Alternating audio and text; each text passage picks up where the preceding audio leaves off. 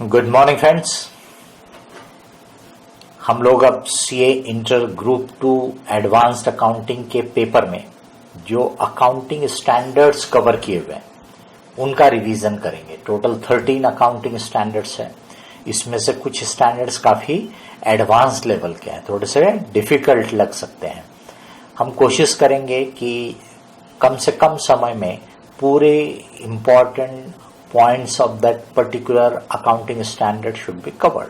ठीक है, मैं क्विकली एक्सप्लेन करता जाऊंगा, थोड़ा बहुत लिखूंगा पॉइंट जहां लगा तो वहां पर। ठीक है, maybe we will divide this into 2 part. Part 1 में कुछ अकाउंटिंग स्टैंडर्ड कवर कर लेंगे, देन पार्ट 2 में।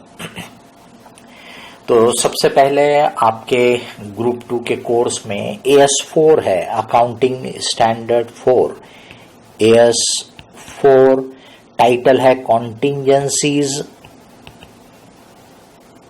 And events occurring after the balance sheet date. After the balance sheet date. इसका मतलब दो चीजें टाइटल में आ रही है, एक contingencies and event occurring after the balance sheet date. अब जब AS29 आया तो AS29 कॉन्टिंजेंसीज को कवर कर रहा है, तो इसलिए ये पार्ट एक्चुअली इसमें से जो था AS4 में से वो हट गया। तो AS4 में अब बेसिकली अपन बोल सकते हैं कॉन्टिंजेंसी वाला पार्ट नहीं है, now it is covered by AS29। लेकिन क्योंकि AS29 कॉन्टिंजेंसीज रिलेटेड टू लायबिलिटी को कवर करता है, इसलिए कॉन्टिंजेंसीज रिलेटेड टू एसेट। कॉन्टिंजेंसी यानी बेसिकली क्या बोला, जहां पे अनसर्टेनिटी है। तो रिलेटेड टू एसेट, जैसे कि डेटर में से कितना रिकवर हो सकता है, कितना डूब सकता है ना, एक अनसर्टेनिटी बनी रहती है, यानी देयर इज अ कॉन्टिंजेंसी कि सम ऑफ द डेटर्स में गो बैड। तो उसका प्रोविजन करना वो AS29 के परव्यू में नहीं आता है, तो वो AS4 के हिसाब से है, ऐसा अपन बोलेंगे। बाकी की कॉन्टिंजेंसीज वो इसमें नहीं है। ठीक है, तो मेन इस AS4 में क्या है, event occurring after the balance sheet date. अब ये बड़ा इंपॉर्टेंट होता है कि जैसे ये आपका अकाउंटिंग ईयर है, तो मान लीजिए कि ये 1/4 यू कैन से 19 to 31 मार्च 20, ये सपोज आपका अकाउंटिंग ईयर है। तो बट नेचुरल है इस बीच में जो भी ट्रांजैक्शंस इवेंट्स होंगे वो तो अकाउंट होना ही है। ये AS4 आपको बताता है कि अगर यहां पर कोई इवेंट होता है, यहां पे देखिए after the balance sheet date, balance sheet date के बाद अगर कोई इवेंट हो रहा है, यहां पर कुछ इवेंट हो रहा है, so should it B accounted और नॉट। तो हम जब बोलते हैं शुड इट बी अकाउंटेड, मतलब हम बोल रहे हैं इस ईयर में अकाउंट करना या नहीं करना। अगर हमने बोला इस ईयर में अकाउंट करना, तो उसको बोलते हैं एडजस्टिंग इवेंट, उसको बोलेंगे एडजस्टिंग इवेंट। अगर अपन ने बोला नहीं इसमें नहीं अकाउंट करना, तो फिर उसको बोलेंगे नॉन एडजस्टिंग इवेंट। अब आप ही सोचिए, अगर कोई ट्रांजैक्शन इवेंट है तो वो तो अकाउंट तो करना ही है, बट वो क्या होगा, वो इस ईयर में अकाउंट होगा, नेक्स्ट फाइनेंशियल ईयर में अकाउंट होगा, ये उसका मतलब है। तो event occurring after the balance sheet date.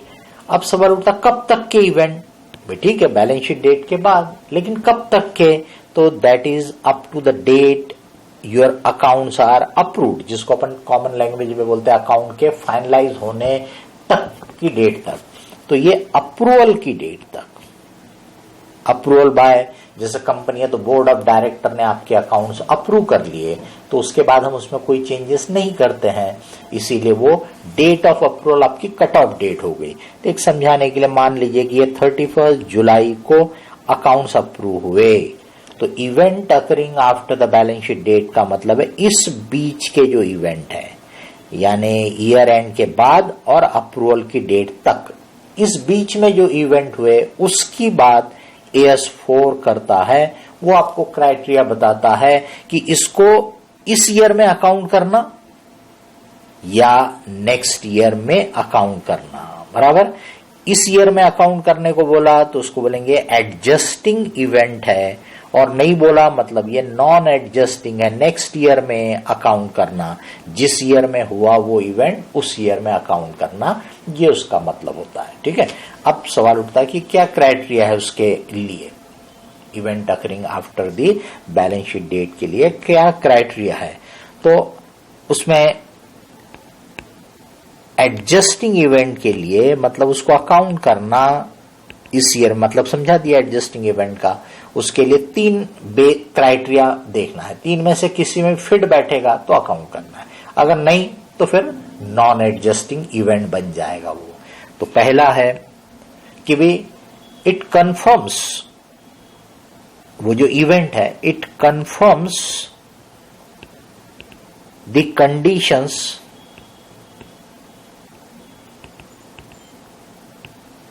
existing on balance sheet date।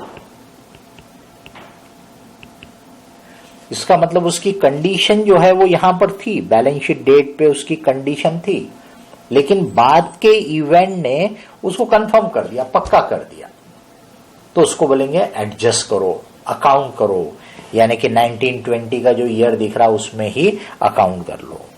अगर सपोज वो ऐसा नहीं है, it is a new event, जिसको अपन अपनी लैंग्वेज में क्या बोल देंगे, न्यू इवेंट, मतलब बैलेंस शीट डेट पे उसकी कोई कंडीशन एग्जिस्टिंग नहीं थी, न्यू इवेंट है, तो उस केस में फिर देखो कि क्या ये अफेक्टिंग गोइंग कंसर्न, मतलब इस इवेंट की वजह से, जैसे कि बहुत बड़ा एक्सीडेंट हुआ, नुकसान हुआ, सब प्रॉपर्टी डिस्ट्रॉय हो गई, इंश्योरेंस नहीं था इसलिए ऑर्गेनाइजेशन को बंद करने की नौबत आ गई, that means it will no more be a going concern, अब वो गोइंग कंसर्न नहीं है। अगर ये ऐसा केस रहा तो भी ये एडजस्टिंग इवेंट है, मतलब आपको अकाउंट करना है। और तीसरा तो या इधर दिस इसमें बैठा, नहीं तो इसमें बैठा। तीसरा है रिक्वायर्ड या एडजस्टमेंट रिक्वायर्ड बाय स्टैट्यूट। तो अगर लॉ बोलेगा, क्योंकि अकाउंटिंग स्टैंडर्ड स्टैट्यूट के ऊपर नहीं है, तो इसलिए अगर लॉ में कोई चीज को अकाउंट करने का रिक्वायरमेंट है, इवन दो वो इवेंट बाद में हुआ तो भी, तो अकाउंट करना पड़ेगा। ये तीनों में आपने बोला नो नो नो, मतलब तीनों में फिट नहीं बैठा, तो क्या बन जाएगा वो, नॉन एडजस्टिंग इवेंट। फिर उसको आपको इस ईयर की बुक्स में अकाउंट करने की जरूरत नहीं है। ठीक है, तो अब जो नॉन एडजस्टिंग इवेंट है, जो इसमें नहीं फिट बैठा, not in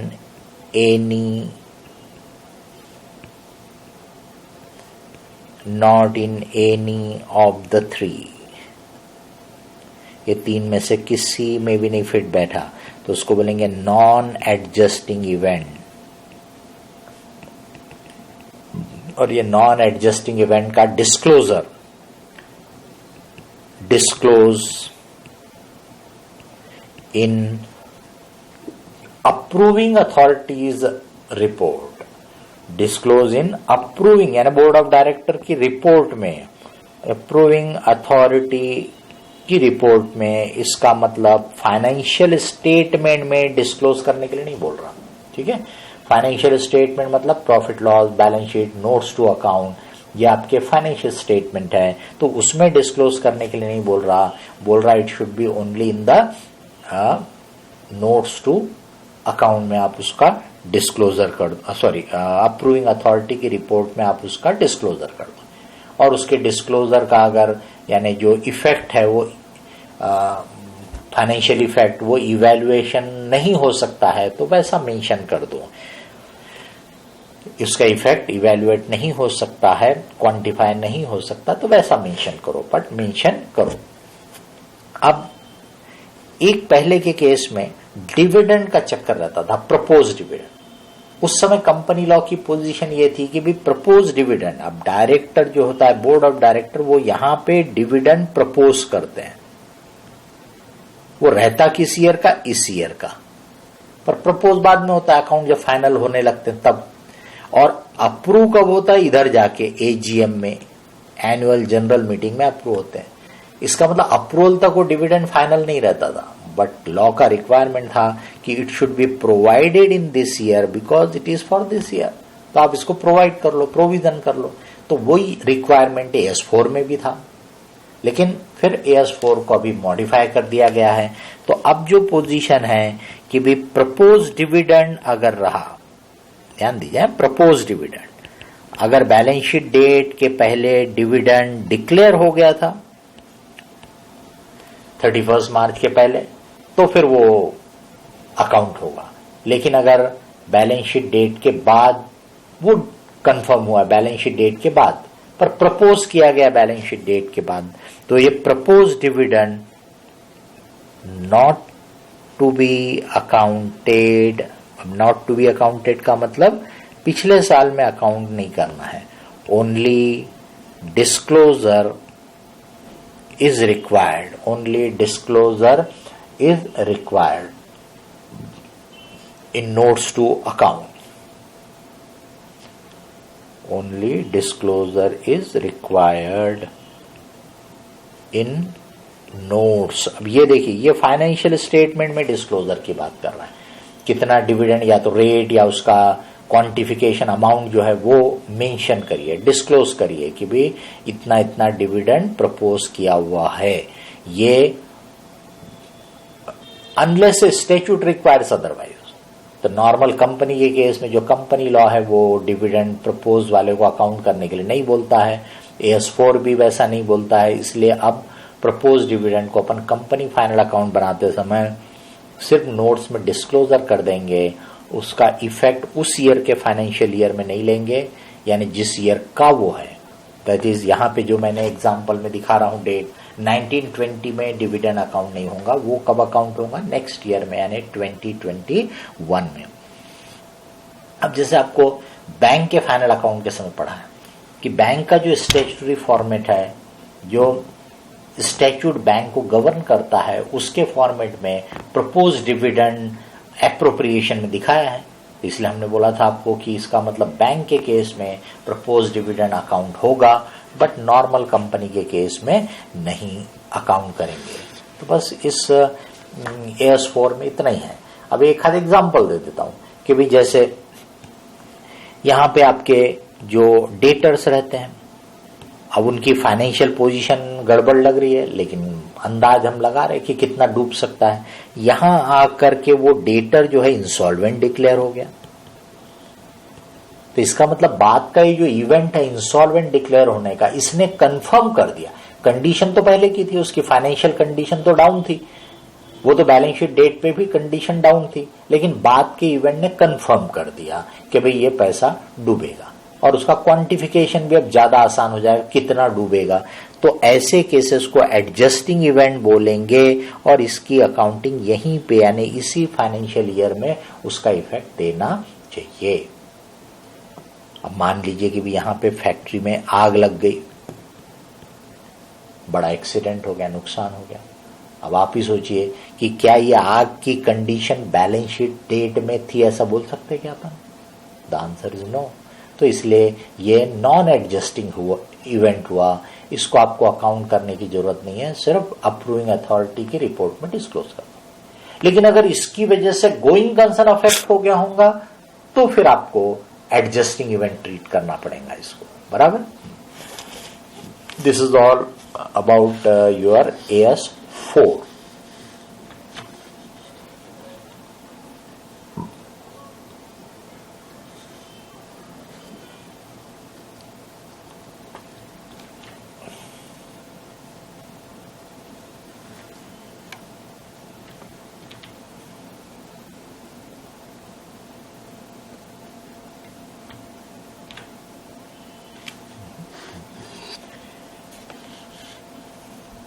Now we'll take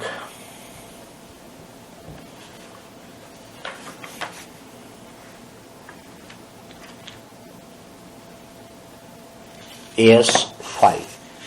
अब हम देखेंगे AS5। AS5 जो है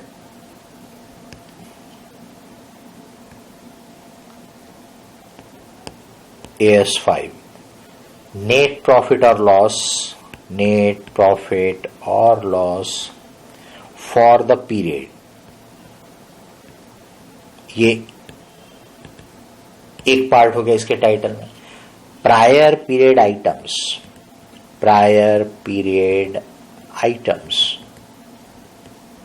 ये दूसरा आइटम हो गया इसमें। एंड चेंजेस इन अकाउंटिंग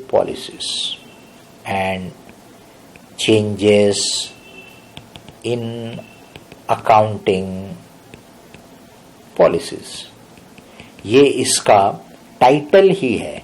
तो इसका मतलब इसके टाइटल में ही तीन चीजें तो कवर्ड है ही। नेट प्रॉफिट और लॉस ये हो गया, प्रायर पीरियड आइटम हो गया, और चेंजेस इन अकाउंटिंग पॉलिसी, ये तीन चीजें तो इसके नाम में ही, इसके टाइटल में ही है। लेकिन इसके अलावा इसमें और दो चीजें हैं जो टाइटल में नहीं दिख रही है, बट और दो चीजें हैं। एक है चेंजेस इन एस्टिमेट और एक है एक्स्ट्रा ऑर्डिनरी आइटम्स।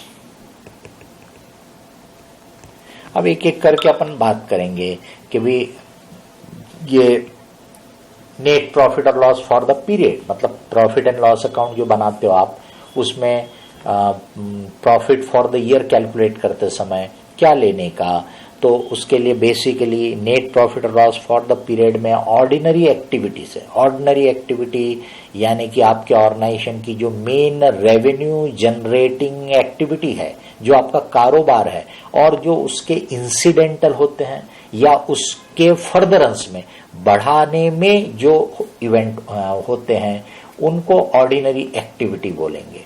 तो उन ऑर्डिनरी एक्टिविटी से रिलेटेड पूरी इनकम, उन ऑर्डिनरी एक्टिविटी से रिलेटेड पूरे खर्चे, वो तो आपके प्रॉफिट लॉस में आना ही है। ठीक है। इसके अलावा प्रायर पीरियड आइटम को भी प्रॉफिट लॉस में लेना है, एक्स्ट्राऑर्डिनरी आइटम को भी प्रॉफिट लॉस में लेना है, पर इस हिसाब से लेना है कि उनका इफेक्ट, उनका इंसिडेंस अलग से ऑब्जर्व किया जा सके, अलग से देखा जा सके। इसलिए prior period item, extraordinary item भी P&L में आएंगे, लेकिन उनको आप किसी और चीज के साथ क्लब करके छुपा नहीं देंगे, उनको आप हाईलाइट करेंगे, उनको आप डिस्क्लोज करेंगे, जिससे कि यूजर को उसका इफेक्ट इवेल्युएट करते बराबर आना चाहिए। ठीक है। अब इसमें जैसे अपन नॉर्मल कोर्स में AS5 कोई फॉर्मेट नहीं देता, बट नॉर्मल कोर्स में जैसे अपन पहले बिजनेस की इनकम लेते हैं, फिर बिजनेस के नॉर्मल सब खर्चे लेते हैं, प्रोडक्शन से रिलेटेड खर्चे, एडमिनिस्ट्रेटिव खर्चे, मार्केटिंग के खर्चे, बराबर है, फाइनेंशियल नेचर के खर्चे, ये सब लेकर के अपना निकलता है profit for the year. Profit for the year में फिर अपन अगर कोई एक्स्ट्राऑर्डिनरी नेचर के आइटम होंगे वो लेते हैं अपन, बराबर है, वो अलग से दिखना चाहिए करके, ताकि प्रॉफिट फॉर द ईयर, उसे प्रॉफिट फॉर द ईयर में जब कोई आइटम आप ले रहे हैं उसमें अगर प्रायर पीरियड आइटम आया होगा तो उसको भी आपको सेपरेटली डिस्क्लोज करना है, ताकि कोई भी उसका इफेक्ट निकाल सकता है कि इसमें प्रायर पीरियड का मतलब पुराने ईयर का कितना इफेक्ट आया है, चाहे वो इनकम वाला आइटम हो, चाहे वो एक्सपेंस वाला आइटम हो, बराबर। तो इसमें आपके एक तो हो जाता ऑर्डिनरी एक्टिविटी, जो बता दिया ऑर्डिनरी एक्टिविटी, ठीक है, और उसके फर्दरेंस में उससे वजह से जो होने वाले वो सब एक्टिविटी ऑर्डिनरी एक्टिविटी का हिस्सा बन जाते हैं। देन एक्स्ट्रा ऑर्डिनरी बोला तो मतलब जो बेसिकली ऐसे एक्टिविटी जो बाय नेचर होना नहीं चाहिए बट कभी कदार हो जाते हैं, जैसे कि अर्थक्वेक आ गया या कोई फ्लड आ गया जिसकी वजह से बहुत नुकसान हो गया, या गवर्नमेंट की किसी एजेंसी ने प्रॉपर्टी सीज कर ली, इन चीजों को एक्स्ट्राऑर्डिनरी नेचर का इवेंट बोलेंगे। जैसे इवन आपने AS12 में देखा था कि गवर्नमेंट ग्रांट रिफंड करने की बात हो गई तो वह एक्स्ट्राऑर्डिनरी ट्रीट होगा, बराबर। तो ऐसे एक्स्ट्राऑर्डिनरी आइटम का इफेक्ट भी प्रॉफिट लॉस में लेना है, बट नंबर 1 वो सेपरेटली दिखना चाहिए। नंबर 2 अगर एक से ज्यादा एक्स्ट्राऑर्डिनरी आइटम होंगे तो उनका इफेक्ट आपको सेपरेटली बताना है, दो एक्स्ट्रा ऑर्डिनरी इवेंट है, दोनों को क्लब करके नहीं, बल्कि दोनों का इफेक्ट सेपरेटली आपको बताने का है। फिर है prior period item. Prior period items, prior period items क्या है? These are items of income and expenses arising in the current year because of errors or omissions committed in earlier year. इसका मतलब वो करंट ईयर में item arise तो हो रहा है, बट वो करंट ईयर में अराइज इसलिए हो रहा है ना, actually by nature current year का है नहीं, बट पिछले ईयर में गलती हो गई थी बिकॉज ऑफ एरर्स और omissions in earlier year.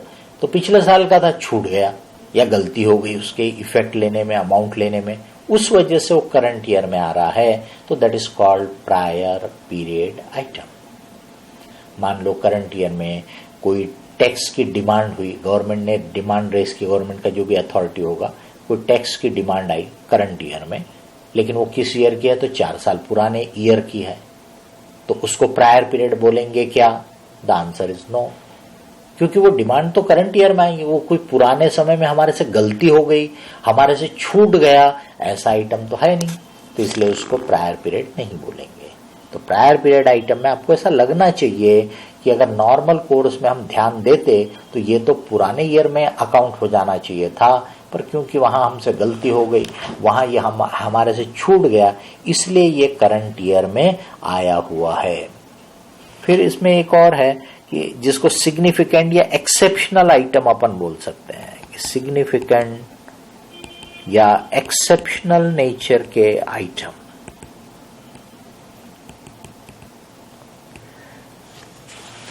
In items का डिस्क्लोजर जो है सेपरेटली करने का है, भले ही वो ऑर्डिनरी एक्टिविटी के पार्ट हैं, मतलब वो एक्स्ट्रा ऑर्डिनरी आइटम भी नहीं है, वो प्रायर पीरियड आइटम भी नहीं है, वो ऑर्डिनरी आइटम है, लेकिन उनका नेचर, उनका इंसिडेंस इस टाइप का है कि उसको सेपरेटली हाईलाइट करना यूजर के पॉइंट ऑफ व्यू से ज्यादा एप्रोप्रिएट होगा।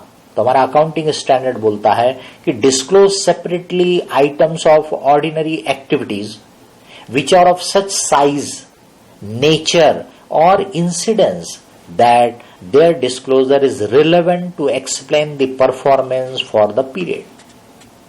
तो ऐसे आइटम किस टाइप के? तो एएस ही हमको कुछ एग्जाम्पल भी देता है जिसको अपन भले वो ऑर्डिनरी एक्टिविटी के पार्ट है, बट उनका डिस्क्लोजर सेपरेटली करेंगे।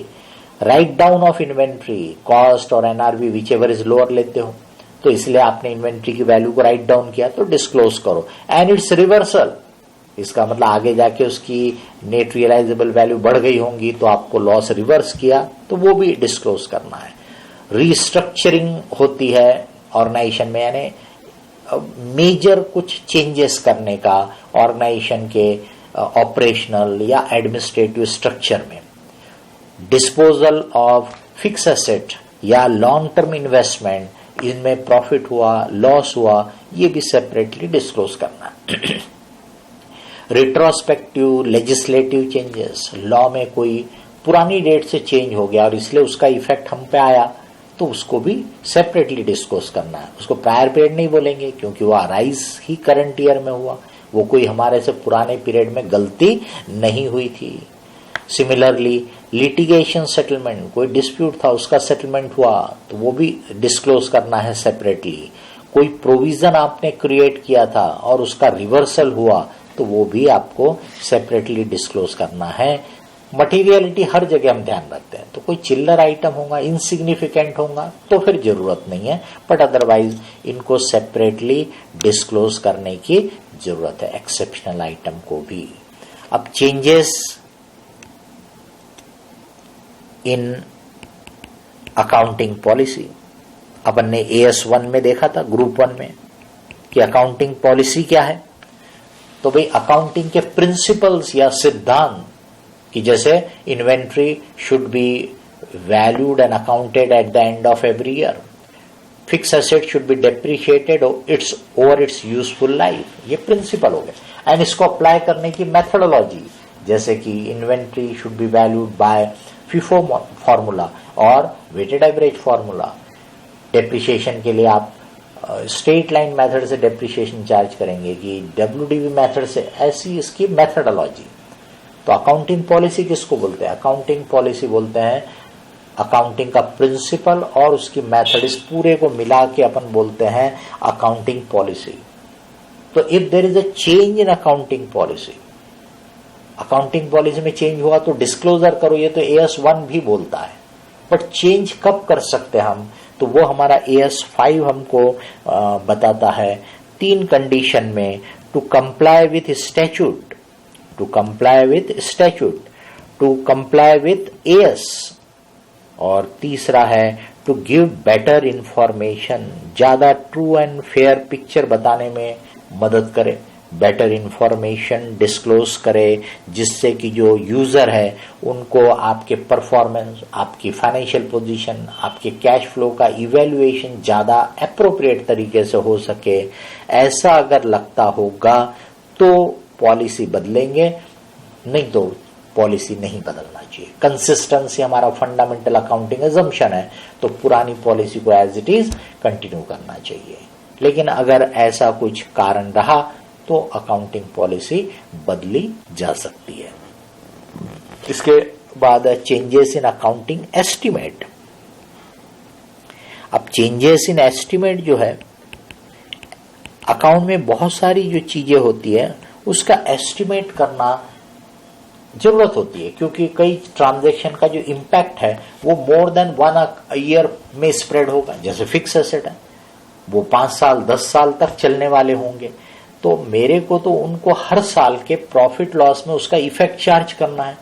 तो मेरे पास एक ही रास्ता बचता है कि मैं उसकी लाइफ का अंदाज लगाऊं, एस्टिमेट करूं, मैं उसके पैटर्न ऑफ बेनिफिट का अंदाज लगाऊं, एस्टिमेट करूं, और उसके बेसिस पे डेप्रिसिएशन चार्ज करूं। तो अकाउंट में बहुत सारी चीजों का एस्टिमेट करना पड़ता है। अब ईयर एंड हो गया, डेटर आउटस्टैंडिंग है, इसका मतलब वो डेटर का जो क्रेडिट है यानी कि सेल, वो तो हमने इस ईयर के इनकम एंड एक्सपेंडिचर में ले लिया, प्रॉफिट लॉस में ले लिया, लेकिन अब वो डेटर में से अगर कुछ पैसा डूब गया तो इसका मतलब उसमें जो नुकसान हो रहा वो तो फिर नेक्स्ट ईयर में जाएगा। तो इसीलिए हम एंड ऑफ द ईयर में अंदाज लगा लेते हैं, जो डेटर है उसके ऊपर से हम अंदाज लगाते हैं कि कितना डूब सकता है। तो ये हो गया एस्टिमेशन। अब जब नेक्स्ट ईयर पास होगा तो हो सकता है जिनको हमने डाउटफुल समझा था उन्होंने पैसे दे दिए, या हो सकता है ज्यादा बैड डेप्ट हो गए। तो ये जो चेंज इन एस्टिमेट है ये एक नॉर्मल फीचर है किसी भी ऑर्गेनाइजेशन में।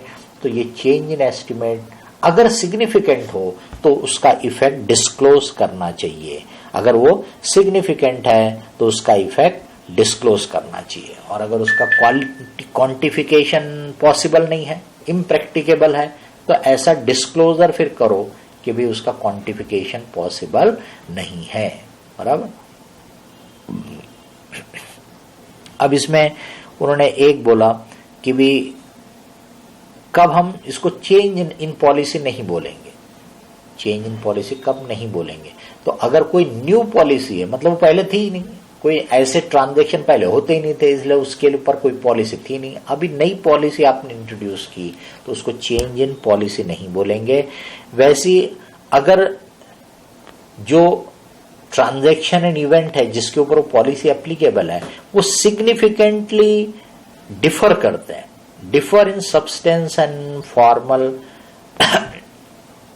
तो आपका पहले के इवेंट एंड ट्रांजैक्शन जिसपे कि हमारी पॉलिसी थोड़ी अलग थी और अभी उनसे मिलते जुलते बट अलग, उनमें सब्सटेंशियल डिफरेंस है, सिग्निफिकेंट डिफरेंस है, तो फिर इसको अपन चेंज इन पॉलिसी नहीं बोलेंगे। इसके अलावा एक और इम्पॉर्टेंट पॉइंट है कि अगर कहीं पे डाउट रहता, कंफ्यूजन होता है कि should it be treated as change in policy और should it be treated as change in estimate, तो हमारा अकाउंटिंग स्टैंडर्ड बोलता है अगर ये क्लैरिटी नहीं है, it cannot be distinguished whether it's a change in policy और whether it's a change in estimate, तो अकाउंटिंग स्टैंडर्ड बोलता है treat it as change in estimate. तो चेंज इन एस्टिमेट का कोई जस्टिफिकेशन नहीं देना है, चेंज इन पॉलिसी का ये 3 में से किसी एक में फिट बैठना चाहिए, अदरवाइज वो चेंज इन एस्टिमेट जो है, चेंज इन पॉलिसी जो है वो करेक्ट नहीं माना जाएगा। तो आपको 3 में से किसी ना किसी में फिट बैठना चाहिए।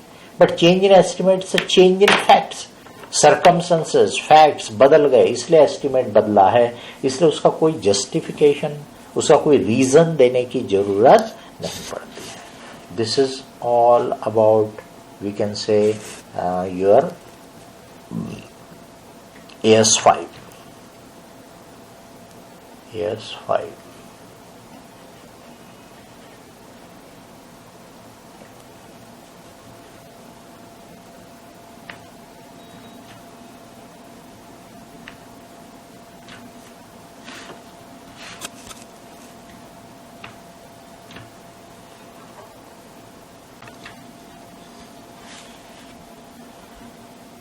Friends, now we'll take accounting standard 7, accounting for construction contract. तो सबसे पहले एक बात ध्यान में ला लीजिए कि कॉन्ट्रैक्ट बोला तो दो लोगों के बीच का एग्रीमेंट है, तो उसमें एक है कॉन्ट्रैक्टी। कॉन्ट्रैक्टी यानी जो मान लो कि बिल्डिंग बनाने के लिए कॉन्ट्रैक्ट है, तो जो अपनी बिल्डिंग बनवा रहा है वो कॉन्ट्रैक्टी है। AS7 जो है वो कॉन्ट्रैक्टी के बारे में साइलेंट है, मतलब कॉन्ट्रैक्टी इस कॉन्ट्रैक्टर को कैसे ट्रीट करेगा, अकाउंट करेगा, उसके बारे में AS7 में कुछ नहीं है। वी कैन से कि कॉन्ट्रैक्टी के लिए बेसिकली ये फिक्स एसेट के नेचर का आइटम होगा, प्रॉपर्टी प्लांट एंड इक्विपमेंट के नेचर का आइटम होगा। इसका मतलब वो इसके ऊपर क्या करेगा, AS10 अप्लाई कर देगा, तो वो AS7 के परव्यू में नहीं है। तो what we study in this AS7 is from contractors point of view, जो कि ये बिल्डिंग किसी और के लिए बना के दे रहा है, जिसके लिए ये बिजनेस है, इनकम कमाने का, रेवेन्यू जनरेट करने का ये एक तरीका है कॉन्ट्रैक्टर के लिए। तो ये कॉन्ट्रैक्टर के पॉइंट ऑफ व्यू से है, ये पहला पॉइंट अपने ध्यान में रखने का। अब कॉन्ट्रैक्ट क्या है, कंस्ट्रक्शन कॉन्ट्रैक्ट क्या है, तो this are the contracts for construction of building, bridge, dam, या बड़े बड़े प्लांट्स होते हैं, केमिकल प्रोसेसिंग या दूसरे टाइप के, जिनका कंस्ट्रक्शन एक लंबा और टेक्निकल प्रोसेस होता है, तो उनको बोलेंगे कंस्ट्रक्शन कॉन्ट्रैक्ट्स, जो कि स्पेसिफिकली नेगोशिएट किया जाता है for the construction of A asset और एक कॉम्बिनेशन ऑफ एसेट जो एक दूसरे से इंटर रिलेटेड होते हैं, लिंक्ड होते हैं। तो वह कॉम्बिनेशन ऑफ एसेट का कॉन्ट्रैक्ट हो सकता है या एक सिंगल एसेट का कॉन्ट्रैक्ट हो सकता है for the construction which is negotiated by this contractee and contractor, दोनों ने नेगोशिएट करके और ये कॉन्ट्रैक्ट किया हुआ है। ये उसका स्पेशल पॉइंट हो गया, मीनिंग हो गया बोल सकते। अब इसका फीचर, मेन फीचर क्या है कि construction contract runs over a longer duration, they run over longer duration. ये इंपॉर्टेंट पॉइंट है। AS7 की जरूरत ही इसलिए पड़ी है कि कंस्ट्रक्शन कॉन्ट्रैक्ट बाय नेचर कैसे होते हैं कि they start commence in 1 year and they may get completed in 2nd year, 3rd year, 4th year, मतलब 2, 3, 4 साल के बाद वो पूरे होते हैं। इसका मतलब थोड़ा थोड़ा काम चल रहा है, पहले साल में भी कुछ काम हुआ, दूसरे में भी हुआ, तीसरे में भी हुआ। तो how to account revenue and expenses of such contract, that is the main thing जो हमको ये AS7 बताएगा। ये AS7 हमको सिखाएगा कि कैसे ये अकाउंट करना है। तो ठीक है, अब कॉन्ट्रैक्टर के लिए पहले के समय में एक मेथड होती थी जिसको हम बोलते थे completed contract method. Completed contract method, तो वो मेथड अब अप्लीकेबल नहीं है। You can not apply that method now, वो no, that can not be applied. पुराने AS7 में अलाउड था, अब नहीं है। कंप्लीटेड कॉन्ट्रैक्ट मेथड में हम क्या करते हैं, जब कॉन्ट्रैक्ट कंप्लीट होगा, यानी जिस ईयर में कॉन्ट्रैक्ट कंप्लीट होगा उस ईयर में पूरी अमाउंट जो रहेगा contract price that will be treated as revenue, और जो उसके पूरे खर्चे रहेंगे उस ईयर में ही अकाउंट होंगे। इसका मतलब पूरा का पूरा प्रॉफिट या लॉस उसी ईयर में आएगा जब वो कॉन्ट्रैक्ट कंप्लीट होगा। तो वो हर साल के परफॉर्मेंस का प्रॉपर रिप्रेजेंटेशन नहीं रहेगा, यानी काम तो 3 साल में हुआ पर आपने पूरी इनकम, पूरी खर्चा, पूरा प्रॉफिट तीसरे साल में बताया, पहले साल में कुछ नहीं बताया, दूसरे साल में कुछ नहीं बताया। तो ये जो हमारा एक्रूअल वाला सिस्टम है उसके हिसाब से अप्रोप्रिएट नहीं है, इसलिए फिर ये AS 7 जब रिवाइज हुआ तो उन्होंने इसको मना कर दिया, स्टॉप कर दिया बोल सकते हैं। अब जो है percentage of completion method he applicable है, परसेंटेज ऑफ कंप्लीशन मेथड। अब परसेंटेज ऑफ कंप्लीशन मेथड में जितना काम होता है ना, जैसे जैसे काम प्रोग्रेस होता है वैसे वैसे हम इनकम और कॉस्ट दोनों को अकाउंट करते हैं। इसका मतलब वैसे वैसे उसका प्रॉफिट भी रिकॉग्नाइज होते जाता है। लेकिन इसमें एक चीज है कि अगर कॉन्ट्रैक्ट में लॉस एक्सपेक्टेड है, expected loss should be provided immediately, यानी फिर वहां पे हम स्टेज ऑफ कंप्लीशन नहीं देखेंगे कि कितना काम हुआ, इसमें कितना लॉस अकाउंट करना नहीं देखेंगे। अगर लॉस होगा ऐसा लगता है तो पूरा का पूरा लॉस इमीडिएटली अकाउंट हो जाएगा, इवन अगर काम शुरू भी नहीं हुआ होगा तो भी अकाउंट हो जाएगा। बट जहां प्रॉफिट की बात होगी तो वो प्रपोर्शन टू कंप्लीशन, जैसे जैसे काम प्रोग्रेस होगा वैसे वैसे अकाउंट होगा। तो percentage of completion method basically वो प्रॉफिट के लिए काम में आएंगी। लॉस होगा तो इमीडिएट पूरा लॉस आप अकाउंट कर डालो। अब परसेंटेज ऑफ कंप्लीशन मेथड में बोलता है कि भाई कब आप ये परसेंटेज ऑफ कंप्लीशन मेथड लगाना शुरू करेंगे। तो when outcome can be estimated reliably, when outcome can be estimated reliably, ये यस रहा तो परसेंटेज ऑफ कंप्लीशन मेथड होगी। अब आप बोलोगे सर नो रहा तो, अगर नो रहा तो इफ नो, तो मैं आपको ऐसे समझा दे रहा हूं कि अगर नो बोला मतलब उसका जो ultimate outcome of the contract है उसका भी रिलायबल एस्टिमेशन पॉसिबल नहीं है। ये outcome can be estimated reliably और नॉट कैसे डिसाइड होगा अपन बाद में बात करते हैं। तो अगर इसका जवाब रहा नो, तो उस केस में जो कॉन्ट्रैक्ट पे आपने खर्चा किया होगा वो अकाउंट कर लो। अब रेवेन्यू अगर कॉन्ट्रैक्ट के टर्म्स के हिसाब से रिकवरेबल है तो उतना अमाउंट रेवेन्यू के तौर पे अकाउंट करो, but not exceeding the cost incurred. तो जो खर्चा किया पूरा अकाउंट करो, बट रेवेन्यू अगर कॉन्ट्रैक्ट के टर्म्स में रिकवरेबल है तो, और वो मैक्सिमम कितना, जितना खर्चा किया। इसका मतलब हुआ कि उस केस में लॉस तो अकाउंट हो जाएगा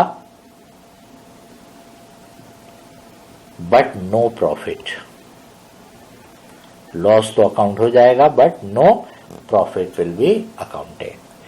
अब अगर outcome can be estimated reliably yes बोला, तब फिर अपन percentage of completion method apply करेंगे।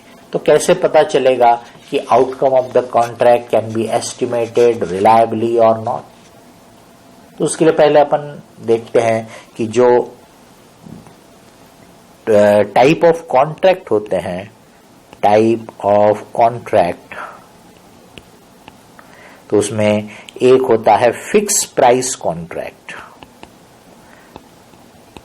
फिक्स प्राइस कॉन्ट्रैक्ट में या तो पूरा लमसम फिक्स हो सकता है, जैसे कि भाई 5 करोड़ में बिल्डिंग बना के देंगे, या फिर जैसे जहां पर रेट फिक्स होता है कि भाई पेंटिंग करा रहे तो 20 रुपीज पर स्क्वायर फीट खर्चा लगेगा, तो इसको भी फिक्स प्राइस कॉन्ट्रैक्ट बोलेंगे। अब इसमें क्वांटिटी बाद में डिटरमाइन होंगी कि कितने स्क्वायर फीट पेंटिंग किया गया, बट वो रेट फिक्स हो गया था, मल्टीप्लाइड बाय क्वांटिटी रहेगा। तो इसका मतलब टोटल अमाउंट फिक्स है, वो भी केस हो सकता है, या रेट पर यूनिट फिक्स है, वो भी केस फिक्स प्राइस कॉन्ट्रैक्ट कहलाता है। दूसरा कहलाता है कॉस्ट प्लस। यहां पे क्या करते हैं, खर्चे क्या क्या कॉस्ट में कंसिडर करना है वो कॉन्ट्रैक्ट में डिफाइंड होगा। तो वो खर्चों का टोटल लगाओ जितने भी इनकर हुए, प्लस उसके ऊपर कुछ परसेंटेज हो सकता है कि भाई 20%, 30%, या फिर कुछ फिक्स अमाउंट हो सकता है कि भाई कॉस्ट प्लस 5 लाख रुपए की फीस लाइक दैट, तो that is called cost plus contract. और तीसरा होता है हाइब्रिड कॉन्ट्रैक्ट। हाइब्रिड का मतलब हो गया जिसमें फिक्स प्राइस का भी एलिमेंट है और कॉस्ट प्लस का भी एलिमेंट है, बराबर है।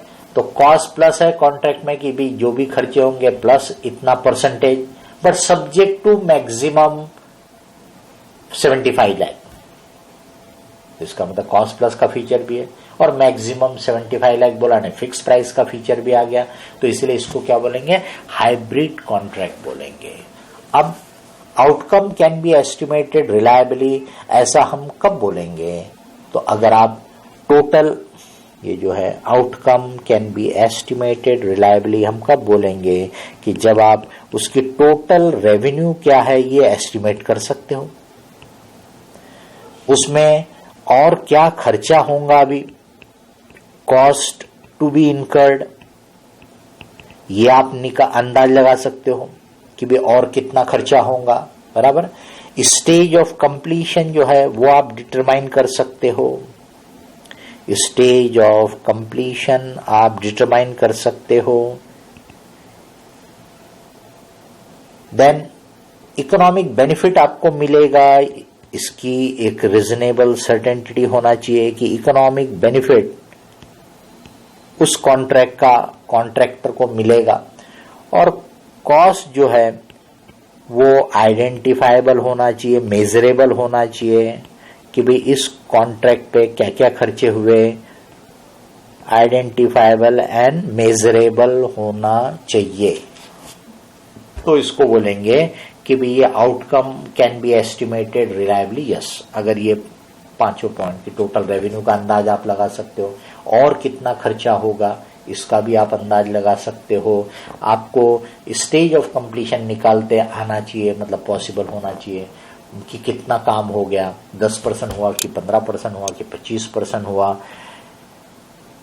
फिर इकोनॉमिक बेनिफिट आपको मिलेगा उसका, ये सर्टेनिटी होना चाहिए, मतलब कॉन्ट्रैक्ट मिल गया है, ऐसा नहीं है कि भी कॉन्ट्रैक्ट कैंसिल हो जाएगा। और कॉस्ट जो भी खर्च की है वो आइडेंटिफाइबल हो, मेजरेबल हो। ये यस बोला तो जनरली क्या होता है, जब कॉन्ट्रैक्ट बिल्कुल शुरू में होगा, बहुत ही कम अगर काम हुआ होगा, तो जनरली ये कंडीशन फुलफिल नहीं होगी। तो तब अपन क्या करेंगे, जितना खर्चा किया उसको अकाउंट कर डालेंगे। रेवेन्यू अगर रिएम्बर्सेबल है तो अकाउंट करेंगे to the extent of cost incurred. लेकिन अगर ये यस बोला आउटकम, तब हम फिर परसेंटेज ऑफ कंप्लीशन मेथड पे जाएंगे। उसके लिए स्टेज ऑफ कंप्लीशन कैसे निकालते हो बताता हूं, लेकिन यहां पे जो 5 पॉइंट लिखे हैं तो उसमें से ये जो आपके फिक्स प्राइस वाले हैं उसमें तो ये पांचों कंडीशन को देखने की जरूरत है। लेकिन जो कॉस्ट प्लस वाले हैं वो कॉस्ट प्लस वाले में सिर्फ ये 2 ही कंडीशन देखने की जरूरत है कि भी इकोनॉमिक बेनिफिट मिलेगा क्या, और कॉस्ट उसकी आइडेंटिफाइबल और मेजरेबल होना चाहिए। क्योंकि टोटल रेवेन्यू तो वैसे भी काय पे डिपेंड करेगी, जैसे जैसे काम बढ़ेगा खर्चा होगा तो कॉस्ट प्लस आप ऐड करते जाओगे, इसलिए उसके लिए सिर्फ वो 2 ही चीजों को देखने की जरूरत है। अगर वो दोनों चीजें है यस, तो हम बोलेंगे outcome can be estimated reliably. अब इसमें स्टेज ऑफ कंप्लीशन कैसे निकाला जाता है, ये जो परसेंटेज ऑफ कंप्लीशन मेथड है, इसके लिए हमको क्या चाहिए, stage of completion. Stage of completion यानी कितना काम हो चुका है, इसके डिपेंड करता है नेचर ऑफ द कॉन्ट्रैक्ट के ऊपर से। कॉन्ट्रैक्टर कैन डिसाइड कि what is the best way to measure the work perform. Work perform को बेस्ट तरीके से मेजर करने का जो तरीका हो वो कॉन्ट्रैक्टर अडॉप्ट कर सकता है। बट AS7 हमको एक आइडिया देता है, कुछ ऑल्टरनेटिव बताता है कि इसमें एक तो होता है जो आपको प्रॉब्लम में भी काम में आ सकता है, cost incurred to total estimated cost. तो भाई टोटल एस्टिमेटेड कॉस्ट कितनी है और आपने अभी तक कितना खर्च किया कॉन्ट्रैक्ट को कंप्लीट करने के लिए, उसका परसेंटेज निकाल लो, ये एक तरीका हो जाता है। दूसरा होता है सर्वे ऑफ वर्क परफॉर्म। जैसे कि बिल्डिंग का काम चालू है तो आर्किटेक्ट साहब आएंगे, वो पूरे वर्क को स्टडी करेंगे क्योंकि उनका वो एक्सपर्टाइज है, उनका वो फील्ड है। तो वो प्लान के हिसाब से कि टोटल बिल्डिंग में क्या क्या काम होने वाला है, अभी ये जो दिख रहा है ये कितना काम हुआ है, इसका पूरा सर्वे करके वो सर्टिफाई करेंगे कि भाई 30% काम हो गया या 40% काम हो गया। तो ये वाला तरीका हो गया। तीसरा एक और तरीका है completion of a physical proportion. Physical proportion ये कहां पर हो सकता है, जहां पर वो जो वर्क का नेचर वैसा होगा। फॉर एग्जांपल 1000 किलोमीटर रोड बनाने का कॉन्ट्रैक्ट मिला हुआ है, अब उसमें से हमने 300 किलोमीटर रोड बना ली है, तो ये क्या हो गया, एक फिजिकल प्रपोर्शन कितना हो गया। तो भाई 1000 किलोमीटर में से 300 किलोमीटर रोड बन गया है, मतलब 30% काम हो गया है, ऐसा अपन बोल सकते हैं। ठीक है। अब कॉन्ट्रैक्ट की रेवेन्यू और कॉस्ट में आने के पहले, क्योंकि रेवेन्यू और कॉस्ट कैसे निकालना, क्या कॉन्ट्रैक्ट को एक ट्रीट करना है या कॉन्ट्रैक्ट को पार्ट में ट्रीट करना है, उसके ऊपर से दो टर्म अराइज होते हैं। एक को बोलते हैं सेगमेंटिंग, इसका मतलब यहां पे पेपर पे कॉन्ट्रैक्ट तो एक है, लेकिन कॉन्ट्रैक्ट का नेचर ऐसा है कि हम उसको एक नहीं बल्कि 3 ट्रीट कर रहे हैं, 2 ट्रीट कर रहे हैं, 4 ट्रीट कर रहे हैं, यानी उसमें ब्रेक कर रहे हैं हम कि भाई पेपर पे एग्रीमेंट एक है लेकिन ये काम सेपरेट ट्रीट करना है, इसको सेपरेट, इसको ट्रीट कर for the purpose of accounting. And this is very important है, क्योंकि आपने देखा कि अगर लॉस के चांस है तो पूरा इमीडिएट अकाउंट करना है, बट प्रॉफिट की बात होगी तो परसेंटेज ऑफ कंप्लीशन मेथड लगाना है। तो इसलिए वो 4 को अलग अलग ट्रीट करना, 3 को अलग अलग ट्रीट करना या एक ट्रीट करना, ये बड़ा इंपॉर्टेंट है। ठीक है। तो सेगमेंटिंग और दूसरा है कंबाइनिंग। दूसरा वर्ड क्या है उसका, कंबाइनिंग। तो कंबाइनिंग का मतलब क्या हो गया, पेपर पे आपने 3 कॉन्ट्रैक्ट बनाए लेकिन उसका नेचर ऐसा है कि हम उसको एक ही ट्रीट करेंगे for the purpose of accounting, तो उसको बोलेंगे आपने कंबाइन कर दिया। सेगमेंटिंग यानी पेपर पे एक है लेकिन आपने उसको 3 कर दिया अकाउंटिंग पर्पस के लिए। सेगमेंटिंग, सेगमेंट यानी हिस्से बांटी। अब सेगमेंटिंग आप कब करेंगे, तो सेगमेंटिंग की कंडीशन S7 बोलता है कि सेपरेट प्रपोजल दिए गए थे, इसका मतलब फाइनल एग्रीमेंट एक बनाया, बहुत सारे कारण रहते हैं, टैक्सेशन के इश्यू रहते हैं, लाइसेंस वाइसेंस का चक्कर रह सकता है, कुछ और वजह हो सकती है, स्टैम्प ड्यूटी वस्टी का चक्कर रहता है, सब कई कारणों से हो सकता है कि आपने पेपर पे एक एग्रीमेंट बनाया बट एक्चुअल में वहां पे 3 अलग अलग टाइप की चीजें बन रही है और तीनों के लिए सेपरेट प्रपोजल दिया था, सेपरेट नेगोशिएशन हुआ और चॉइस थी दोनों को कि कौन सा ले और कौन सा ना ले। तो 3 में वो चाहता तो 2 ही लेता, एक को नहीं लेता, दोनों पार्टी को चॉइस थी, कॉन्ट्रैक्टर को भी और कॉन्ट्रैक्टी को भी, और ये तीनों की कॉस्ट और रेवेन्यू सेपरेटली आइडेंटिफाई हो सकती है। तो separate proposal, separate negotiation, choice to both the parties to accept और reject a part, and cost and revenue can be identified separately. तो इनको फिर आप सेपरेट ट्रीट करो, यानी सेगमेंटिंग कर दो, 3 कॉन्ट्रैक्ट ट्रीट करो for the purpose of accounting, for the purpose of revenue recognition. लेकिन अगर आपने पेपर पे तो 3-4 कॉन्ट्रैक्ट बनाए हैं, लेकिन इनको जब नेगोशिएट किया गया था तो पूरे सिंगल पैकेज के तौर पे नेगोशिएट किया गया था। यानी कॉन्ट्रैक्टर ने बोला भैया देखो ये अपन पेपर पे तो 4 एग्रीमेंट बनाएंगे कि स्विमिंग पूल बन रहा है, रेसिडेंशियल बिल्डिंग बन रही है, एक कमर्शियल बिल्डिंग बन रही है, या एक स्पोर्ट्स का कोई कॉम्प्लेक्स भी बन रहा है इसी में, लेकिन लेना है तो पूरा काम, नहीं तो नहीं। तो पूरे को एक सिंगल पैकेज की तरह नेगोशिएट किया गया है। पूरा जो कॉन्ट्रैक्ट लिया गया है वो एक ओवरऑल प्रॉफिट मार्जिन के तौर पे लिया गया, यानी ये नहीं देखा कि इस हिस्से में कितना प्रॉफिट है, इस हिस्से में कितना प्रॉफिट है, बल्कि पूरे को मिला के एक ओवरऑल प्रॉफिट मार्जिन उस प्रोजेक्ट में है, इसको ध्यान में रख के कॉन्ट्रैक्ट लिया गया है। और वो पूरे जो काम है जो पेपर पे भले 3-4 है वो कंकरेंटली यानी एक साथ चालू रहेंगे या फिर एक के बाद एक, पहला ये बनेगा फिर दूसरा फिर ये, ऐसी सिचुएशन अगर होंगी तो फिर इसको कंबाइन कर दो। पेपर पे भले 4 एग्रीमेंट है बट आप उसको एक ही ट्रीट करो for the purpose of accounting. ठीक है, तो ये इनकी जो कंडीशंस है वो फुलफिल हुई तो उसके ऊपर से सेगमेंटिंग करना, इसका मतलब एक है उसके टुकड़े करने का, बराबर। और कंबाइनिंग का मतलब टुकड़े हैं अलग अलग और आप उनको मिला के एक बना रहे हो, बराबर। या आप 1 के 3 कर रहे हो या 3 का 1 कर रहे हो, बराबर। तो दैट इज कॉल्ड कंबाइनिंग, कि आपने कंबाइन कर दिया और यहां इनको सेगमेंट कर दिया, अलग अलग कर दिया। अब रेवेन्यू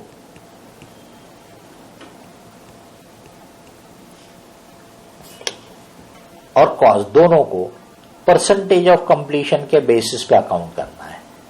मतलब जैसे मान लो फर्स्ट ईयर में 30% काम हुआ है तो टोटल एस्टिमेटेड रेवेन्यू का 30% अकाउंट कर लो, 30% खर्चा अकाउंट कर लो और उसके ऊपर से जो भी प्रॉफिट आएगा वो अकाउंट कर लो। सेकेंड ईयर में क्या करेंगे, कंस्ट्रक्शन में हमेशा क्यूमुलेटिव स्टेज दी रहती है, तो सेकेंड ईयर में अगर बोला 70% काम हो गया, इसका मतलब सेकेंड ईयर में 70 नहीं हुआ, टोटल 70% काम हो गया। पहले 30 हो चुका था, अब 40% और हुआ।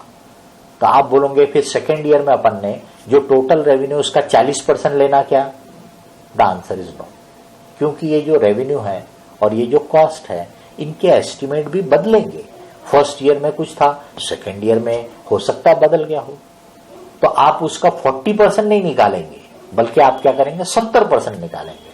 तो आपका जो अभी एस्टिमेट ऑफ रेवेन्यू है, एस्टिमेट ऑफ कॉस्ट है सेकेंड ईयर में, उसका 70% निकालो और उसमें से जो आपने फर्स्ट ईयर में अकाउंट कर लिया था वो माइनस कर दो और बचा हुआ अकाउंट करो।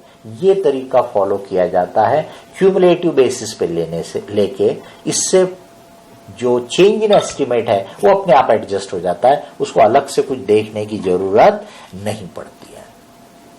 अब इसमें रेवेन्यू इंक्लूड्स, रेवेन्यू में क्या क्या चीजें इंक्लूड की जाती है, तो रेवेन्यू में वेरिएशन,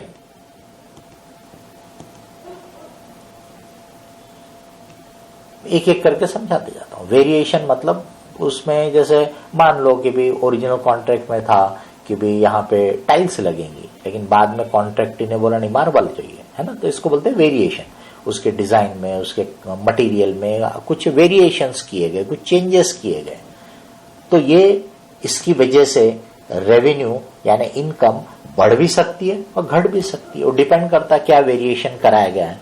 तो इसको रेवेन्यू में एडजस्ट कब करेंगे या करेंगे कि नहीं करेंगे, द आंसर इज, अगर आपको लगता है कि जो वेरिएशन था वो अप्रूव्ड है बाय दी कॉन्ट्रैक्टी एंड उसकी जो अमाउंट है, क्वांटिफिकेशन एंड मेजरेबिलिटी वो हो सकती है, तो अगर वो अप्रूव्ड बाय कॉन्ट्रैक्टी है, मेजरेबल है, अप्रूव्ड का मतलब अप्रूव्ड हो जाएगा, अगर ऐसा आपको प्रोबेबल लगता है तो आप रेवेन्यू में इसको एडजस्ट करो, वेरिएशन को। इसके बाद होता है क्लेम। क्लेम एक तरह से थोड़ा सा क्या बता रहा है, डिस्प्यूट के नेचर का चीजें बताता है। क्लेम क्या बताता है, एक डिस्प्यूट टाइप की चीज है। जैसे हम बोलेंगे कि भी सीमेंट सप्लाई करना, कॉन्ट्रैक्टी का काम था, उसने डिले किया तो भाई हमारे साइट पे लेबर खाली पड़ा है, बैठा है, मशीन खाली पड़ी हुई है, इससे हमारा नुकसान हुआ, तो you should pay us so much, तो इसको हम बोलेंगे हमने क्लेम किया। तो क्लेम बाय नेचर कैसा दिखेगा आपको, एक पॉजिटिव नेचर का दिखेगा, यानी वो रेवेन्यू को बढ़ाएगा। अब इसको कब अकाउंट करना, तो ये एक्सेप्ट हो जाएगा, ये लगना चाहिए, कॉन्ट्रैक्टी एक्सेप्ट कर लेगा आपका क्लेम, ये लगना चाहिए, और मेजरेबिलिटी होना चाहिए, तब आप क्लेम को रेवेन्यू में इंक्लूड कर लो। इंसेंटिव, कॉन्ट्रैक्ट के टर्म्स में कुछ इंसेंटिव हो सकते हैं कि भाई काम 5 साल में कंप्लीट करना है, लेकिन अगर आपने जल्दी किया तो हम आपको ऐसा ऐसा इंसेंटिव देंगे, हर महीना जितना आपने बचाया उस पे इतना, या हर डे जितना आपने कम लगाया उस पे इतना हम आपको इंसेंटिव देंगे। तो इसको बोलते हैं इंसेंटिव। तो इंसेंटिव भी पॉजिटिव रहेगा, वो भी आपकी रेवेन्यू को बढ़ाएगा। वेरिएशन इंक्रीज भी कर सकता है, डिक्रीज भी कर सकता है, बट क्लेम बढ़ाएगा, इंसेंटिव जो है वो भी बढ़ाएगा। अब इंसेंटिव को कब अकाउंट करना चाहिए? तो भाई AS7 बोलता है कि काम इतना सफिशिएंटली प्रोग्रेस हो जाना चाहिए कि जिससे लगे कि नहीं ये अपन जल्दी कंप्लीट करेंगे और we will be able to get this क्या बोलेंगे इंसेंटिव। बिगिनिंग में ही आप अंदाज लगाओगे कि पहले हमने हमेशा ये काम 4 साल में पूरा किया था, इसलिए ये काम भी 4 साल में पूरा हो जाएगा, इसलिए हम इंसेंटिव को बिगिनिंग से ही रेवेन्यू का हिस्सा मानना शुरू कर दें, तो वो गलत है। काम इतना सफिशिएंटली प्रोग्रेस हो जाना चाहिए, उसके बेसिस पे ही ये डिसाइड होगा। अच्छा, इसमें एक और पॉइंट रहता, वो फिक्स प्राइस कॉन्ट्रैक्ट के केस में रहेगा एस्केलेशन। फिक्स प्राइस के कॉन्ट्रैक्ट में ये एस्केलेशन का क्लॉज, क्योंकि मान लो कॉन्ट्रैक्टर ने बोला कि भी आपकी बिल्डिंग जो है ये 2 करोड़ में हम बना के देंगे। अब कॉन्ट्रैक्ट आज होता है, वो आज के प्राइस वगैरह को ध्यान में रख के अपनी कॉस्ट कैलकुलेट करता है और उसके बेसिस पे आपको प्राइस देता है। अब अगर उसको कंप्लीट करने में टाइम लगता है, जब मार्केट में कीमतें बढ़ती है, चेंज होती है कॉस्ट, तो ऐसे केसेस में उसके लिए जो है कॉन्ट्रैक्ट अनवायबल हो सकता है, प्रॉफिट मार्जिन खत्म हो सकती है, बराबर। तो ऐसे केसेस में क्या करना?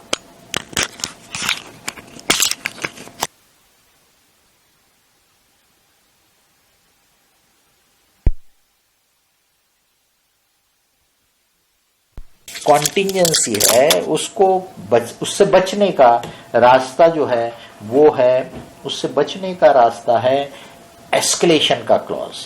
तो एस्केलेशन का क्लॉज अगर डाला गया होगा कॉन्ट्रैक्ट में, जो कि जनरली होता है फिक्स प्राइस कॉन्ट्रैक्ट में, तो कीमतें जो बढ़ गई उसका कुछ एक्स्ट्रा अमाउंट कॉन्ट्रैक्टर को कॉन्ट्रैक्ट पे करेगा। कितना, वो उनके टर्म्स कंडीशन पे डिपेंड करता है। 100% एस्केलेशन भी हो सकता है कि भाई जितना भी बढ़ेगा, बेस प्राइस जो दिया था उससे जितना भी बढ़ेगा पूरा का पूरा कॉन्ट्रैक्टर को मिलेगा, ये भी हो सकता है। या फिर हो सकता है कि भाई 75% मिलेगा, 25% जो है वो कॉन्ट्रैक्टर को बियर करना पड़ेगा। मतलब ऐसा कुछ भी टर्म्स एंड कंडीशन में रह सकता है। तो दैट इज कॉल्ड एस्केलेशन। तो एस्केलेशन काय में रहता है? In case of fix price contract. Escalation रहा तो वो भी रेवेन्यू में ऐड हो जाएगा, इंसेंटिव रहा तो भी रेवेन्यू में ऐड हो जाएगा, क्लेम रहा तो भी रेवेन्यू में ऐड हो जाएगा, वेरिएशन में ऐड और में रिड्यूस, वो टोटल को मिला के बोला जाएगा रेवेन्यू। और फिर उसके ऊपर आप percentage to completion method apply करेंगे। अब कॉस्ट में क्या इंक्लूड करना, what should be included in the cost and what should be excluded from the cost, बराबर। कि भी कॉस्ट में क्या इंक्लूड करना और क्या एक्सक्लूड करना। तो पहला कॉस्ट में इंक्लूड करना देखेंगे। तो कॉस्ट में जो डायरेक्ट खर्चे होते हैं, डायरेक्टली रिलेटेड टू कंस्ट्रक्शन, जैसे मटेरियल है, लेबर है, साइट के सुपरवाइजर है, साइट पे जो मशीनरी वगैरह दी गई है यूज करने के लिए, ये सब डायरेक्टली एट्रीब्यूटेबल रहते हैं, उस कॉन्ट्रैक्ट को रिलेटेड रहते हैं, तो ये तो कॉस्ट में ले नहीं। इसके बाद कॉन्ट्रैक्ट एक्टिविटी में जो जनरल खर्चे हो रहे होंगे और जिसको एक सुटेबल बेसिस पे आप अपोर्शन कर सकते हैं, बिकॉज कॉन्ट्रैक्टर में be having 5-10 contracts running at the same time, उसके कई प्रोजेक्ट चलते रह सकते हैं। तो उसके जो कंस्ट्रक्शन से रिलेटेड जनरल खर्चे होंगे उनको कोई सिस्टमैटिक और कंसिस्टेंट बेसिस पे अपोर्शन करेंगे और वो भी इंक्लूड करेंगे कॉस्ट में। और तीसरा रहता है specifically chargeable to the customer, अगर होगा कोई आइटम जो कॉन्ट्रैक्ट में एग्री किया गया था। फॉर एग्जाम्पल कि भाई कॉन्ट्रैक्टी ने बोला था कि भाई हमारे घर का जो डिजाइन है वो वास्तु शास्त्र के हिसाब से बराबर होना चाहिए। हमने बोला ठीक है, तो हम ये सब प्लान वगैरह जो है वास्तु के फलाने एक्सपर्ट से चेक करवाएंगे, अप्रूव करवाएंगे, तो उसकी जो फीस रहेंगी वो आपसे लेंगे। ऐसा बोलेंगे स्पेसिफिकली चार्जेबल टू कस्टमर। अब कॉस्ट में क्या नहीं इंक्लूड करना, तो जो कंस्ट्रक्शन से अनरिलेटेड हो, एबनॉर्मल नेचर के वेस्टेजेस हो, तो जैसे एबनॉर्मल नेचर के वेस्टेजेस है, लॉसेस है, उनको अपन कॉस्ट में इंक्लूड नहीं करते हैं। सेलिंग के खर्चों को कंस्ट्रक्शन कॉस्ट में इंक्लूड नहीं करेंगे, जनरल एडमिनिस्ट्रेशन के खर्चों को कॉस्ट में इंक्लूड नहीं करेंगे। बराबर। अब इसमें एक चीज रहती है डिस्क्लोजर से रिलेटेड कि gross amount due from customer, gross amount due from customer, gross amount due from customer, ये डिस्क्लोज करने के लिए है। बाकी तो और डिस्क्लोजर रहेंगे ही। आपका स्टेज ऑफ कंप्लीशन आप कैसे निकालते हो, रेवेन्यू कितनी रिकॉग्नाइज किए, खर्चे कितने रिकॉग्नाइज किए, वो सब तो आएगा ही। लेकिन ये gross amount due from customer ये कैसे कैलकुलेट होगा, तो आपका AS7 बोलता है कॉस्ट इनकर्ड, यानी आपने कितना खर्चा किया, कॉस्ट इनकर्ड। कॉस्ट इनकर्ड में जो काम हो गया उससे रिलेटेड भी रहेगा, और कुछ खर्चे ऐसे भी हो सकते हैं जो फ्यूचर एक्टिविटी से कनेक्टेड है, मतलब अभी वो यूज नहीं हुए बोल सकते। फॉर एग्जांपल मटेरियल आपने साइट पे पहुंचा दिया लेकिन अभी तक वो कॉन्ट्रैक्ट में यूज नहीं हुआ, यानी वो मटेरियल फ्यूचर के काम में आएगा, अभी लगा नहीं है, बट वो कॉस्ट इनकर्ड में आ गया।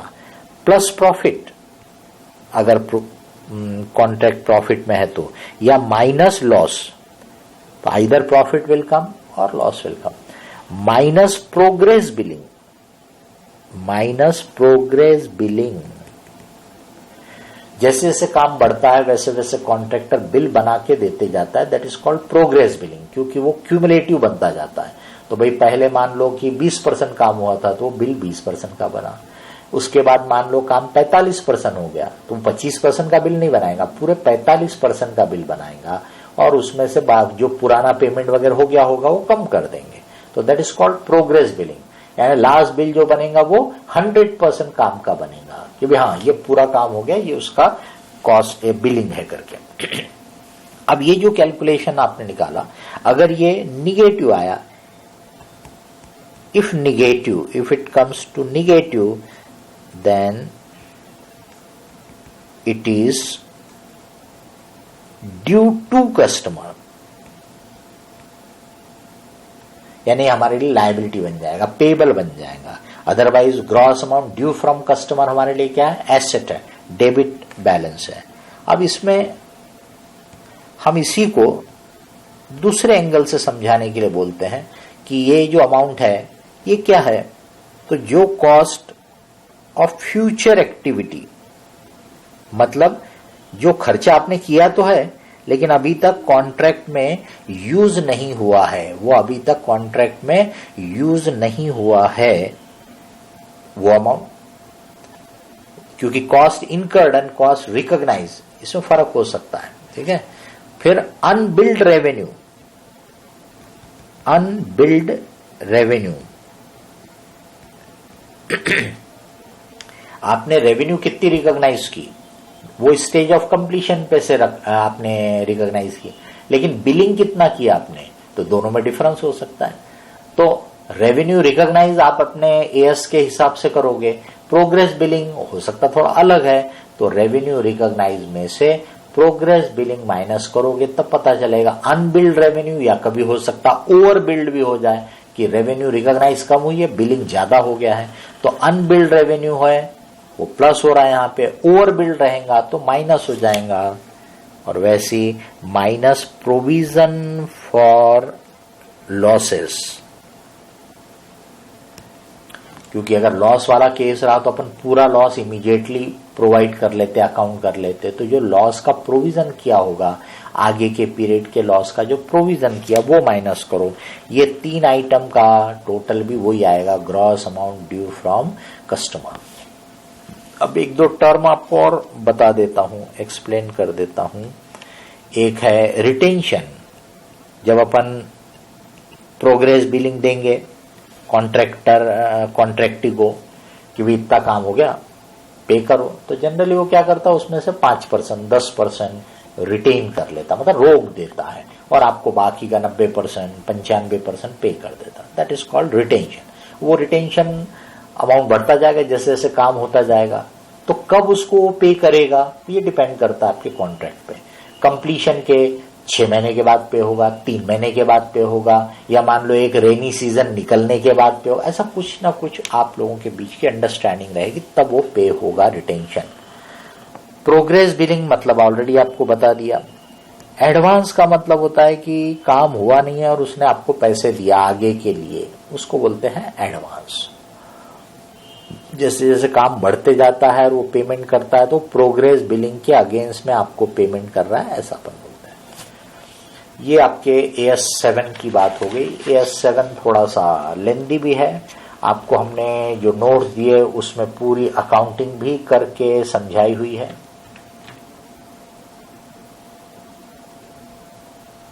देख रहा था हमारा सिस्टम पॉज नहीं होता।